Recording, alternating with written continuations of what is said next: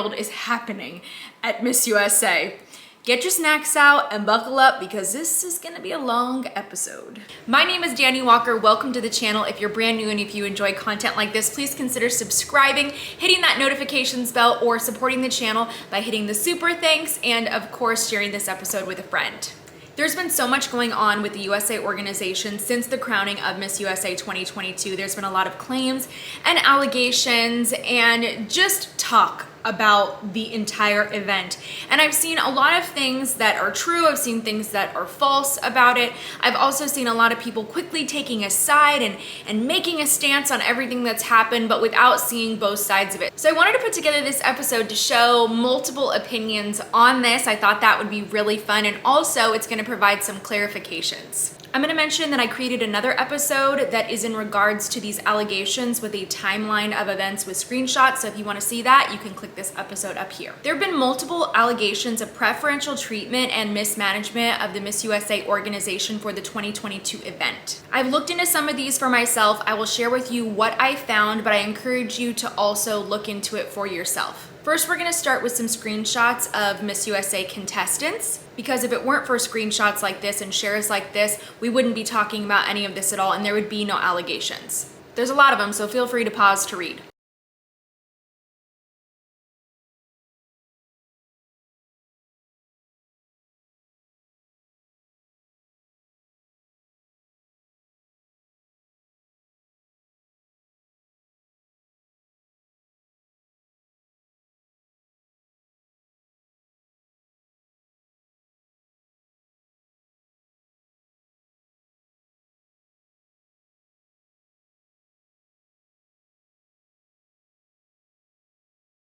Screenshots like these with stories, claims, and experiences have even caught the attention of some mainstream media sources. Even those who aren't involved in pageantry have been pretty interested in this story, such as TikToker Attorney Martinez, media outlets that include hercampus.com, the New York Post, Daily Mail, Narcity, and Perez Hilton. I haven't read every article, but I'll link them in the description for you if you'd like to read them. I won't be going into every article in this episode, but I did pull this excerpt from the Perez Hilton article as an example of what types of allegations that the contestants are bringing forward or that people are bringing up. This is what the article stated. Despite there being many girls competing at Miss Texas USA who had trained with the Miss Academy, owned and operated by Crystal Stewart, president of Miss USA, there was only one contestant they hyped up and shared leading up to the competition.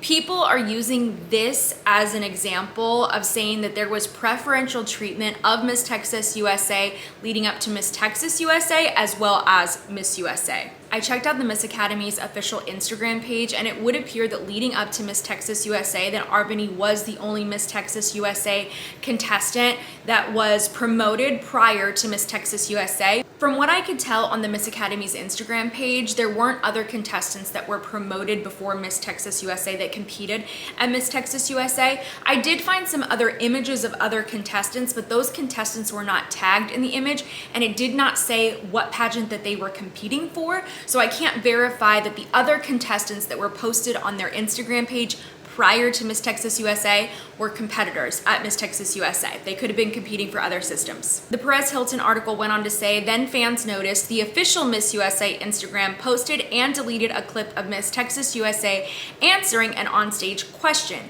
resulting in a controversy online and a public apology. Here is the public apology that they quickly issued after deleting the video. For some context, Texas was the second to the last title holder out of the 51 contestants that competed at Miss USA 2022. That means there were other opportunities to share the winning answers of the other 50 contestants prior to Miss USA, but Miss Texas USA's was the only one that was shared, so people are saying that this is an example of preferential treatment. Now I'm gonna share with you some of the TikToks from Heather Lee O'Keefe, Miss Montana USA 2022 that everyone is talking about, and I want to provide some of my personal insights and reaction to this. She was flown out to Cancun to this resort right after she won Miss Texas on a retreat all by herself to the resort where she filmed these promos for them weeks before she even won. Specifically 9 weeks ago, the resort posted promotional videos of her at their resort receiving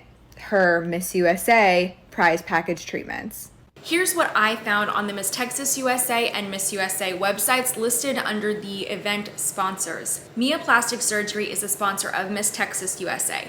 Mia Plastic Surgery is also a sponsor of Miss USA, as well as the Nizook Resort. Listed under the prize package of Miss USA is this Nizook Resort experience. That is not listed under the prize package of Miss Texas USA, so that is what Miss Montana USA is referring to in her video. She's stating that going to the resort and having these treatments was not a part of the Texas USA package. Instead, it was a part of the Miss USA winning prize package. While I was watching all of this go down online, one thing I noticed was a comment left by Miss Nevada USA, Summer Keffler. She stated that we, as in the contestants, asked Arbany about the Mexico trip at Miss USA. They asked if she had ever gone to Mexico, and they claimed that she lied about going to Mexico prior to winning Miss USA or even after winning Miss Texas USA. This isn't the first time that I saw or heard this claim from a 2022 contestant, but it is the first time that I saw it posted on a public post.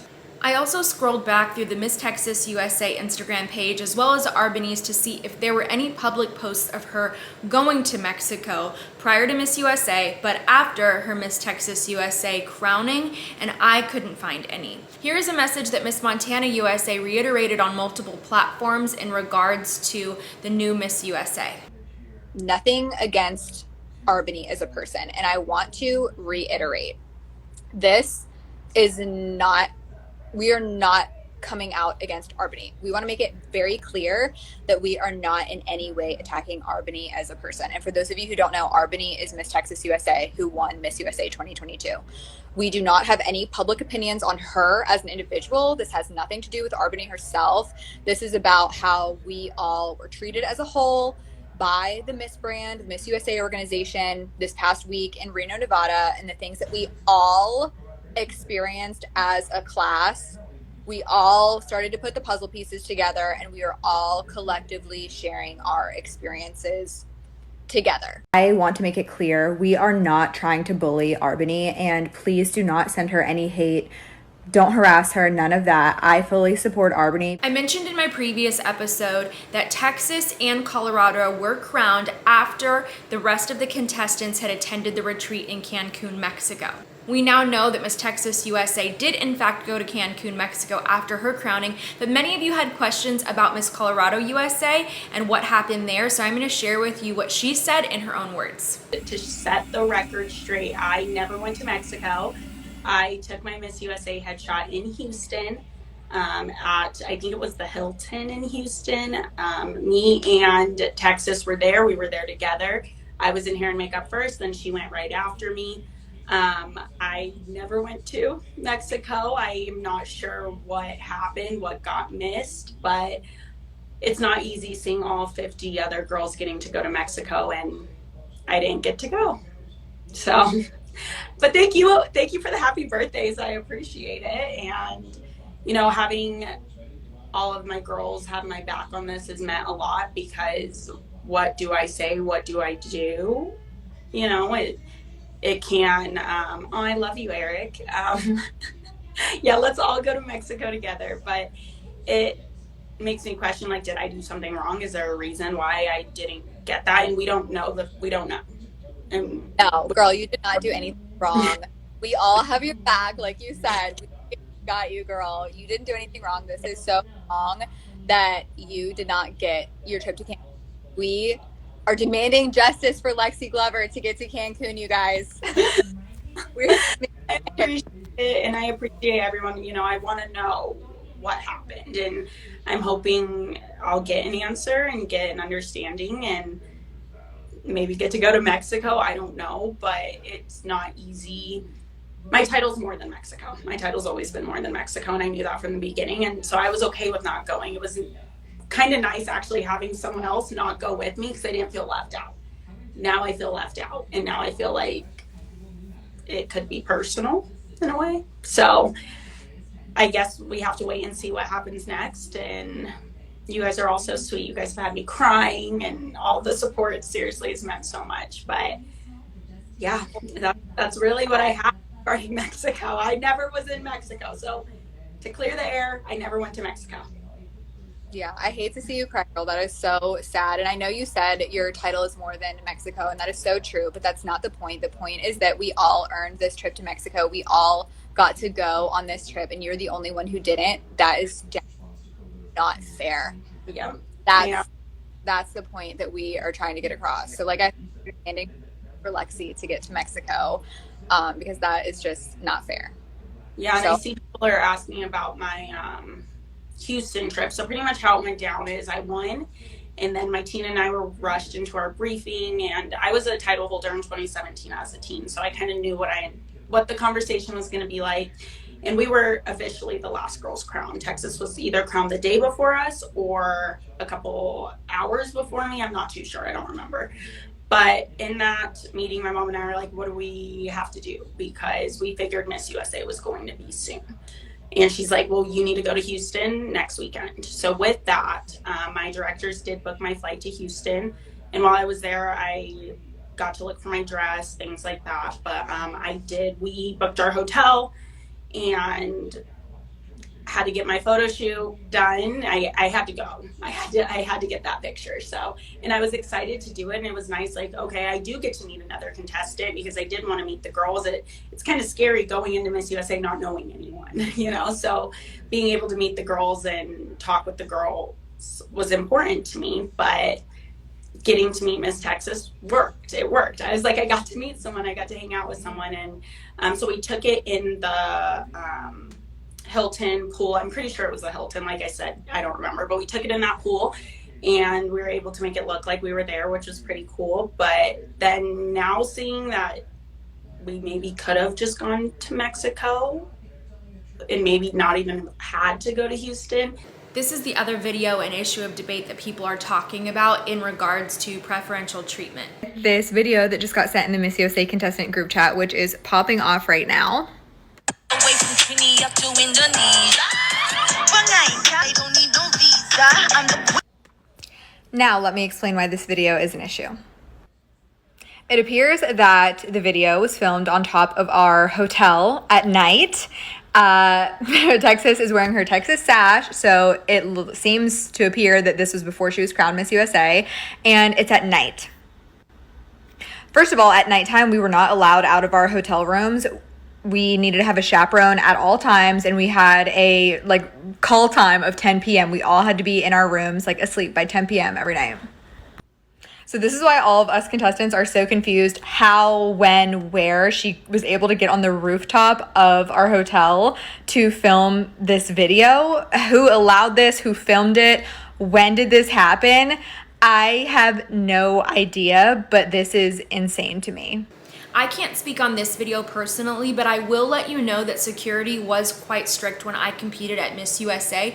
You were not allowed to leave your room once you were in it without someone with you. That person had to be your roommate. It could be security. It might be MUO staff. It might be your house mom, but we couldn't go anywhere alone, especially at night. We were typically back in our rooms between 10 and 11 p.m. each evening, at which point we had bed checks, and we also had a little rundown meeting with our house mom going over the events that we would be attending the next day. All that being said, it is possible to leave your room, but you have to do so with permission, and she may have had permission to leave to go to the rooftop and to shoot this video. Reportedly, Miss Wyoming USA was her roommate, and I have not heard or seen her come forward to share that Miss Texas USA left her room in the middle of the night without someone with her. So that's as much as we can really say about this. I was sent this video prior to her winning Miss USA by a fan page, and the thing that really struck me is that she was wearing the opening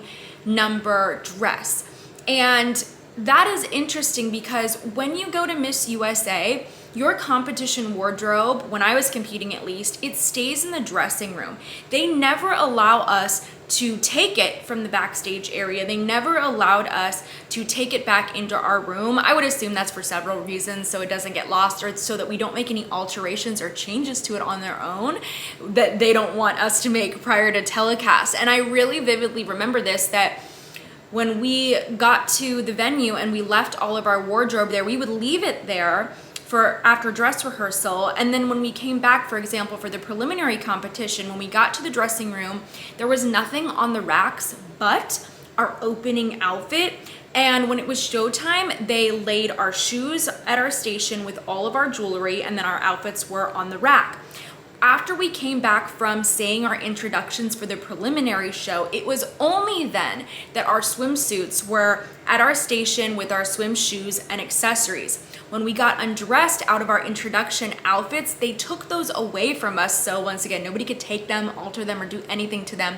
So what really struck me is that she was outside of the venue and on the rooftop in her outfit, which when I was competing wouldn't have been allowed. So that's what really struck me about this particular video, and it was something that stuck out to me even before she was announced as the winner. I was wondering, how did she get that outfit out of the dressing room and on the rooftop for that special video shoot? After all of this went down, Miss USA 2021 Elle had something to say about all of this, and she posted it on TikTok. I understand that I won Miss USA last year, and so I am very grateful for that opportunity, and some people may not agree with me, but this is my perspective. I was just at the 2022 pageant, and with that being said, right now, all I feel is concern and pity for Arbany, and here's why.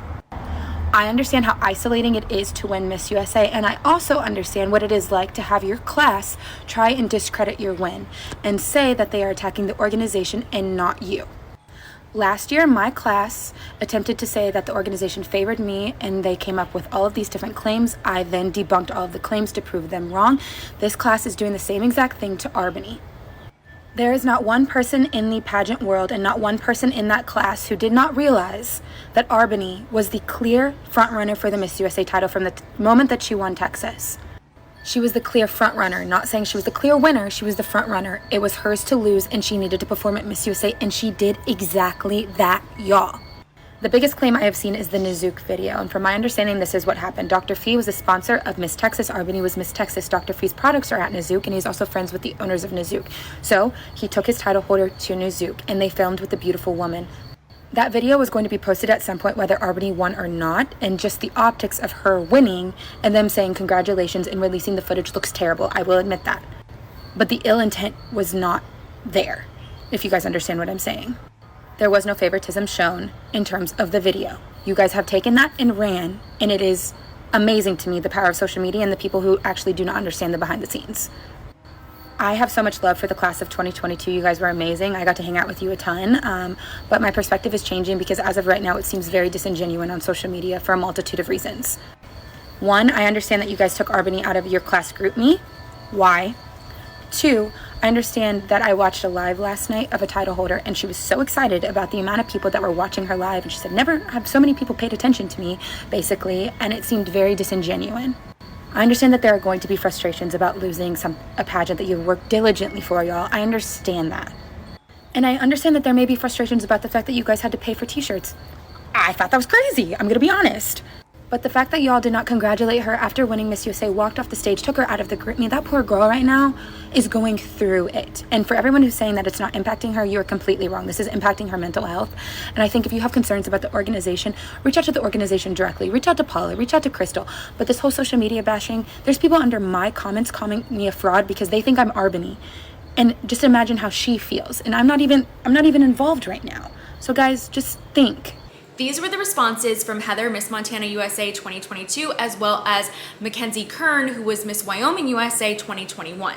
I understand how isolating it is to win Miss USA, and Elle's entire video is an attempt to gaslight us. What she's doing is pinning women against women and trying to say that this is a bullying issue, and that is clearly not the case because we have come out on multiple occasions saying that Arbany, Miss Texas USA, and the winner of Miss USA is a victim as well.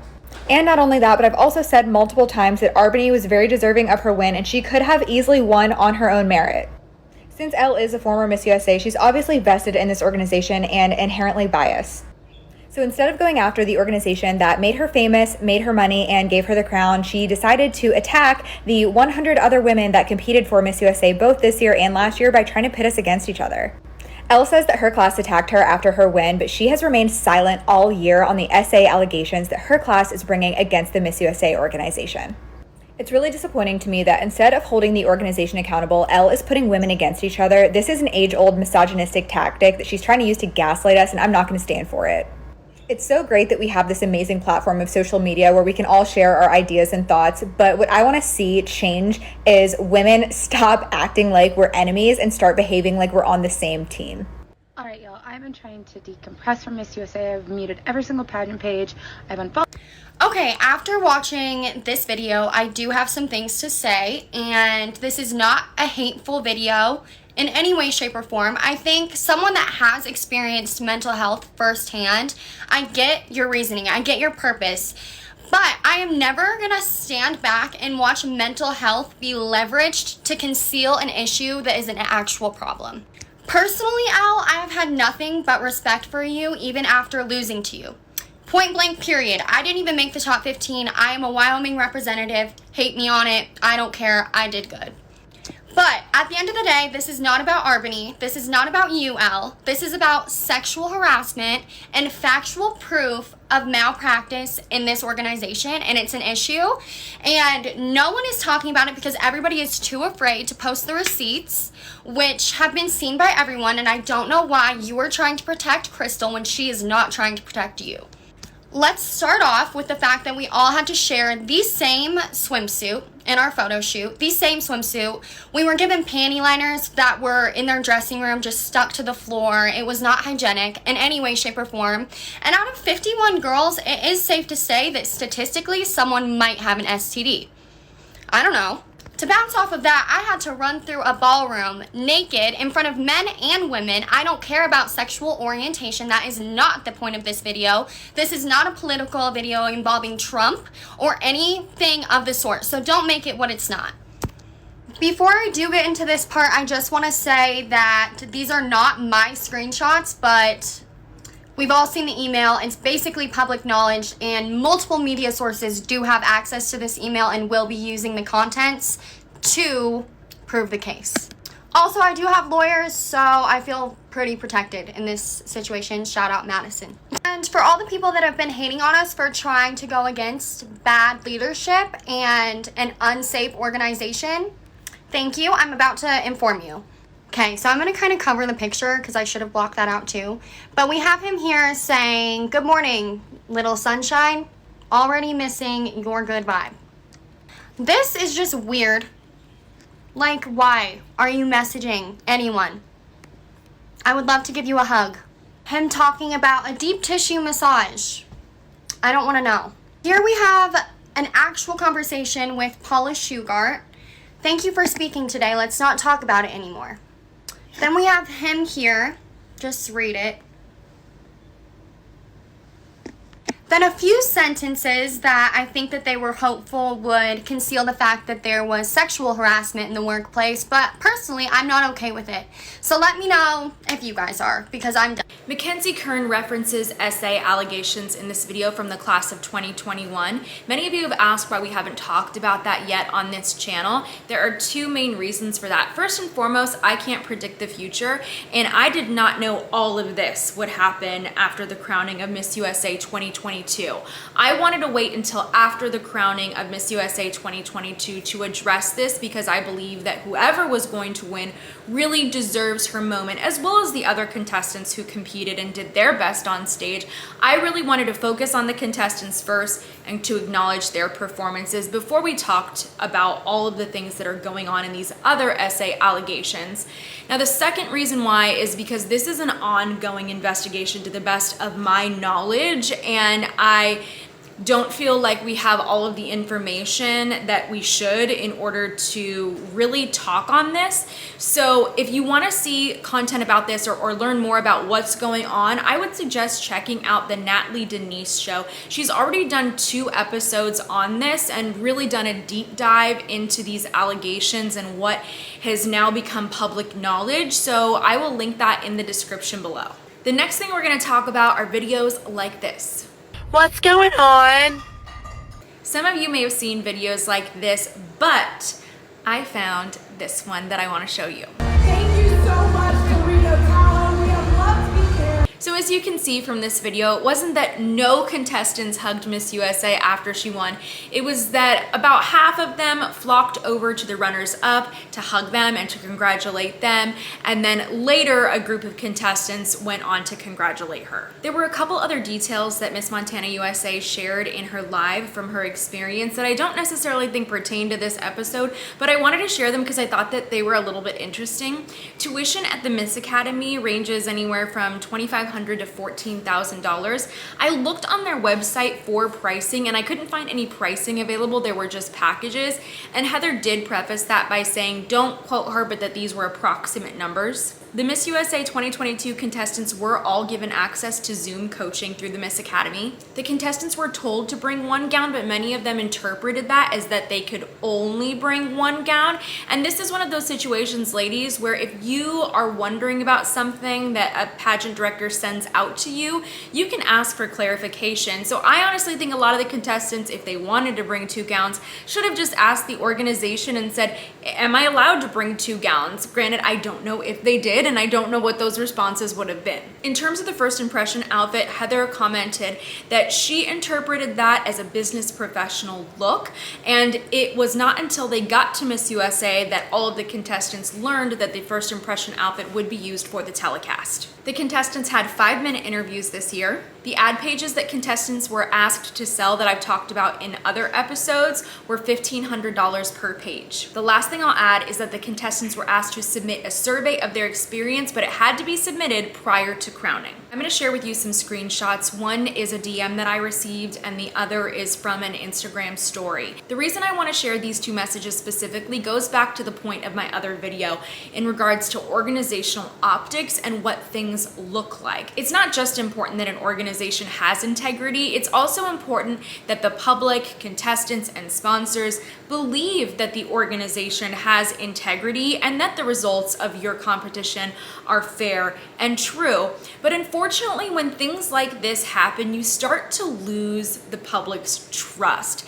And that is why it is so important, not just for the Miss USA organization, but for any pageant system, to make sure that whatever practices go on within their organization show people that the organization and its results and everything that happens, it's fair and it's ethical. Because even if things are all on the up and up, and even if behind the scenes people know that nothing was tampered with, that there was no favoritism involved, like even if all of those things are true, it no longer matters in these types of situations to many people because they've been convinced by social media, by other people's opinions, that the organization is not ethical or that they favor contestants. And that's why it's just so important that your organization is ethical, but also that it appears ethical and fair to the public.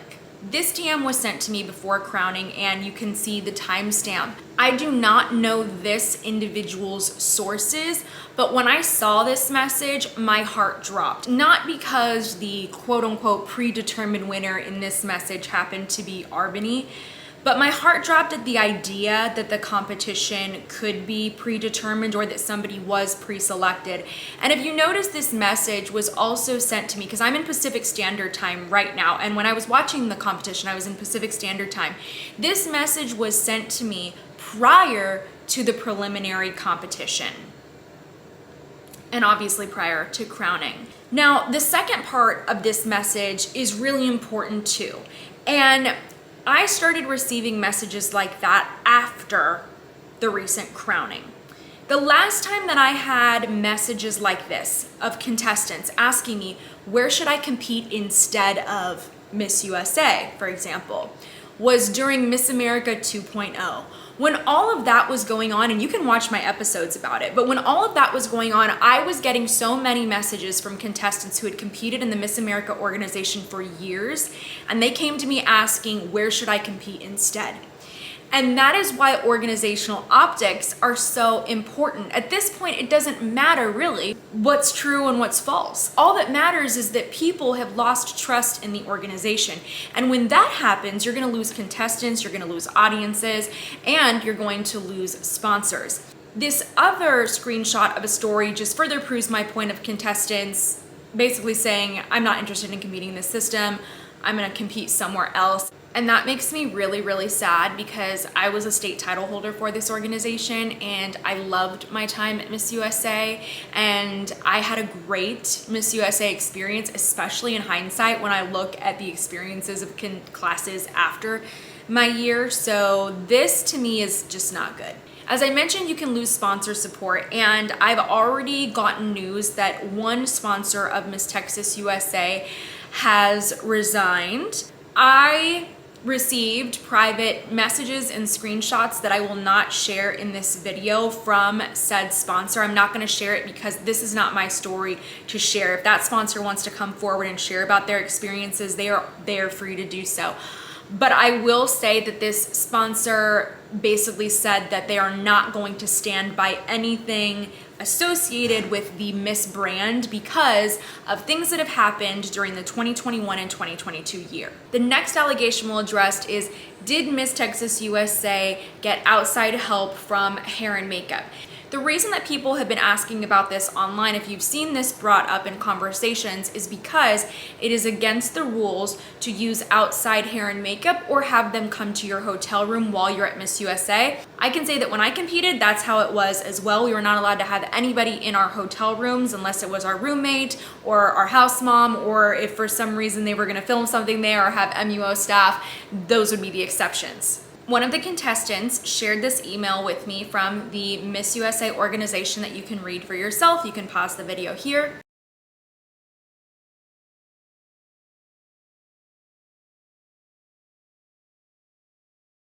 Since it was alleged, I asked one of the contestants, do you have proof of these allegations that she used outside hair and makeup? I'm going to show you this screenshot. I blacked out some parts of this conversation that were not relevant to what we're talking about right now. And I also blacked out the names for privacy reasons for the individuals that were mentioned in this conversation.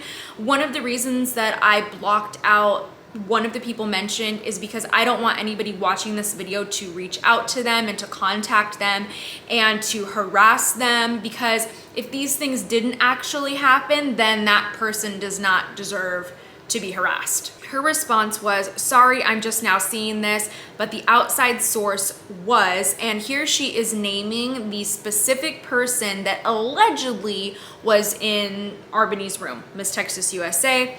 And then she shared who saw this person come out of Albany's room.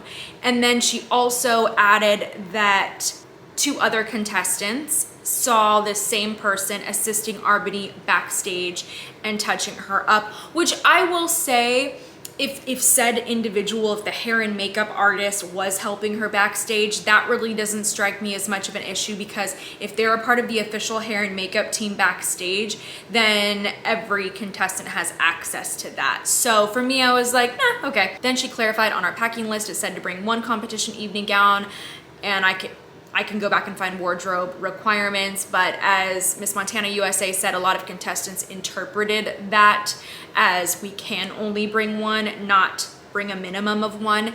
And then she said that we did not know she went to Mexico until we saw these posts from 9 weeks ago. She lied to us this past week and said she had never been. Colorado was not invited and had to even pay her way to Houston and take her Miss USA headshot. This is another example of an account outside of Miss Nevada USA saying that Miss Texas USA lied about going to Mexico after winning Texas USA and before winning Miss USA. But I've also been given screenshots of other ones. The other thing I want to say, because a lot of people are saying, well, go to the organization.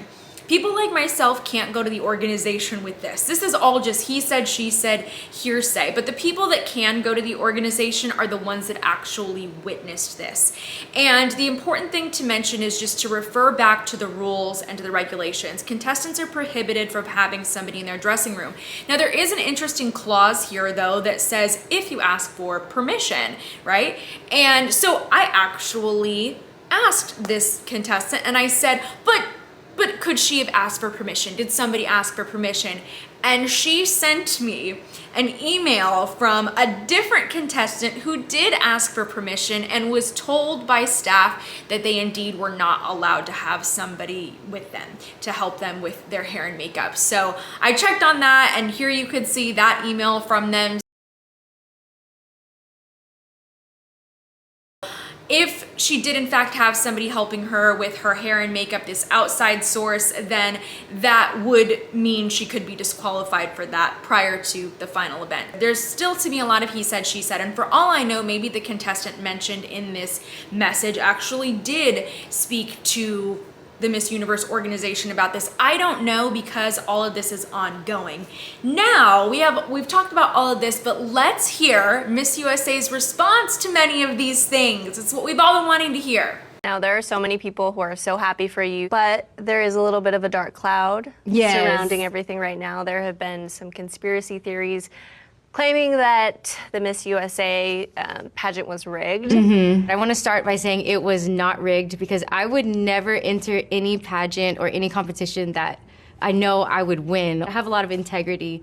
And just for context, I think a lot of people are talking about maybe seeing me promote a sponsor that is a Miss USA sponsor. But this sponsor, Mia, they are a Miss Texas USA sponsor. So I was a brand ambassador for Mia after I won my title as Miss Texas. And then when we got to Miss USA, the girls were kind of wondering what's happening here. But there's been a lot of times where title holders will work with sponsors for Miss USA before the competition, and then that will be promoted after the competition if they win or not. Okay, Arbany, can you set the record straight? Did the sponsor fly you out to Nizook? Just to clarify, the sponsor did not fly me out. I flew myself out. So after I won Miss Texas USA, they are sponsors, and they invited me to be a brand ambassador for their new spa at Nizook Resort. So I flew myself out, shot the video, and that was released after I won Miss USA. And I mean, how do you feel about the other things that people are bringing up, like the head of the organization doing your hair, or the photo shoots that were taken that were released as soon as you won? People are really upset about those things. Yeah, so that photo shoot happened the day after I won, the morning. That was the first thing I did after I won, was wake up the next day, do hair and makeup, and Crystal was there, of course, and she stepped in and actually did my hair because she said, hey, I can do a snatch ponytail, and I said, I'd love to see it. So she hopped in and did it, and that the photos are already released because we just move really fast. We have to. Okay, Yeah. So it is possible that these things can literally happen overnight. Yeah, and unfortunately, it looks like that happened maybe before I won, but that was my official Miss USA headshot photo shoot after I won. So when you were crowned, you do see in the background girls were leaving the stage. Is it true that they were leaving because they were upset that it was you who had won? You know, I did not think so. And this is something I heard from production, was because our time was cut short. So the girls couldn't come out to the stage, apparently, because there wasn't time, and because they didn't want the girls to go into that bubble and maybe fall. And this is what I heard. And then when I went back to the girls, they all hugged me. So I was really unaware of all of that. I got along with all the girls I encountered. So there wasn't any rumor going on before you hadn't even won that, oh, if you win, like, this could be rigged? No, not that I'm aware of. I knew, I said, hey, I'm Miss Texas, and there are people in the organization that are also from Miss Texas. It has to be some state. Just so happens to be mine. It's just kind of a coincidence that I am from Texas, and a lot of maybe the organization team are as well. You know, there are girls who are pulling up receipts who you were in this pageant with.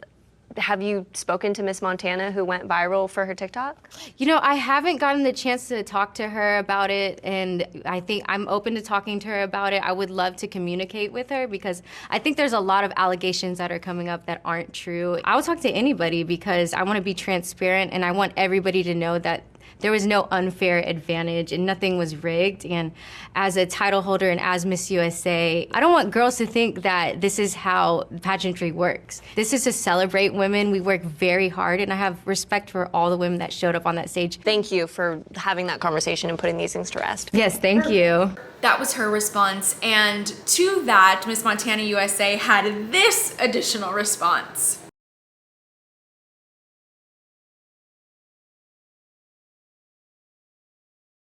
My goodness. Honestly, this is literally just too much for me. There's so many layers to this. There is so much that's going on, but I'm really glad that Miss USA addressed these things on her own and shared this. And the next thing I just want to say is that the Miss Universe organization, Paula Shugart specifically, held a town hall with the Miss USA 2022 contestants to address these allegations with them. And really, I don't know what else. I wasn't there. All the things that are going on behind the scenes. And this was a statement that they released after that town hall. With all of that said, clearly the Miss Universe organization is taking all of these allegations very seriously, especially since they have released this statement after hearing from the contestants. And I think that that should be a signal to everybody watching this play out that we shouldn't make assumptions about really anything until it's all looked into, because honestly, unless we were there, we really don't have the full picture. There's that saying, there's yours, mine, and the truth. So my advice is just that nobody should rush to judgment about any of these things, but rather just do your own research, search for the facts. The other thing I'm going to quickly mention in this episode is because all of this unfortunately has been happening, we have not had the time to really focus on our new queen and congratulate her for her win, and I think we should. And the other thing I want to mention, because I want to show you this because I'm going to get really excited about Miss Universe Productions, is that I think that she is very, very smart. I think that we have not seen this level of planning, especially within the US, since Catriona.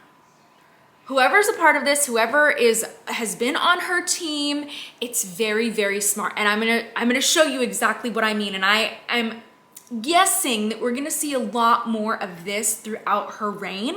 Like, nothing is gonna be by accident, just like with Catriona. Everything that Catriona was doing was with purpose and with meaning, and that's what made it really fun to watch her compete, to watch it unfold, and why it was so brilliant. So I feel like she's taking a page out of Catriona's playbook. Just look at this. After the pageant, they hold an after party in the Lex nightclub. When I went in 2019, they did the same thing, and we went to this fun after party. This video of her started getting spread around a few days later, and it was sent to me, and it's her eating this Filipino treat at the club, at this Lex nightclub. And the reason that I think that this is so smart is just look at the video. This right here is an example of branding and marketing. The quality of this video is great, and what you'll notice is that it wasn't just a video taken of her casually. It wasn't somebody catching her in the act of opening up this treat. She's actually showing you what she's about to eat before she opens it. She's showing the brand name, what it is, the packaging, before she opens it up at this after party. It's kind of like whenever athletes win a big championship and immediately a sponsor rushes in and they put a bottle of Coca-Cola in their hand or something, right? Like, to show that, you know, we're endorsing this product with their win. I won this competition or this championship and I'm endorsing this product.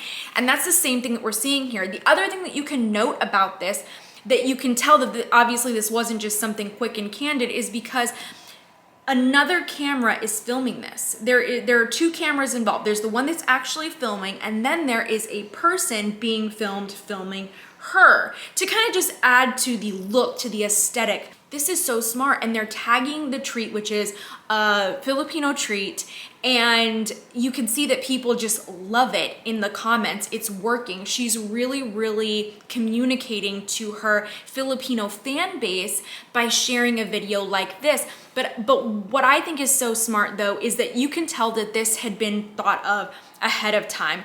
Friends, I've been to this nightclub in Reno.